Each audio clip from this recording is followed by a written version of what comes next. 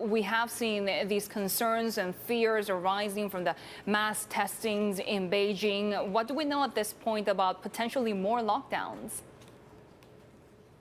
Yeah, well, what's happening is local officials in various cities, whether it's Beijing or Baotou up in Inner Mongolia and elsewhere, officials are essentially trying to ramp up their measures earlier than what happened in Shanghai to avoid a repeat of what's happening in Shanghai with, 20,000 cases or thereabouts. It dipped below 17,000 the day before yesterday, but still a bit of a humanitarian and economic crisis in Shanghai. They're trying to get ahead of that in places like Beijing, so they're having these mass testings.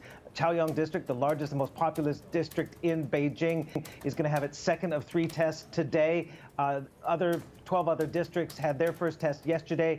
And Chaoyang, after that first one, officials say they found 5 cases. 5 cases out of 3.85 or 3.8 million people. But still, there's that threat, and people are lining up to buy groceries and stuff because they fear what happened in Shanghai is going to potentially happen in Beijing. Now, Beijing and Shanghai get the headlines, but places like Baotou in Inner Mongolia, Baotou City is the largest source of rare earths and used in everything from EVs to military hardware. It had 2 cases, and it is now in lockdown. Another city in Inner Mongolia also in lockdown. And Steve, Xi Jinping now turning to infrastructure to boost growth. This is an old playbook. Yep, tried and true. Build roads, build airports, build bridges.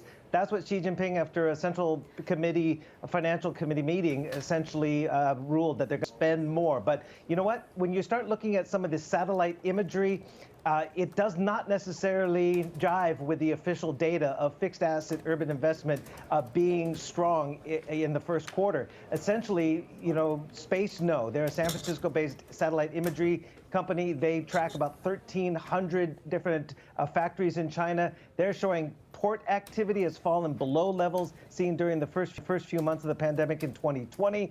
They're also seeing factory production remaining steady, but signs of inventories piling up with increasing flows of goods stuck at export storage areas. Cars also piling up, not being sold. They're being made, they're just not being sold. And finally, Foursquare Technology, their satellite images show construction activity has plummeted.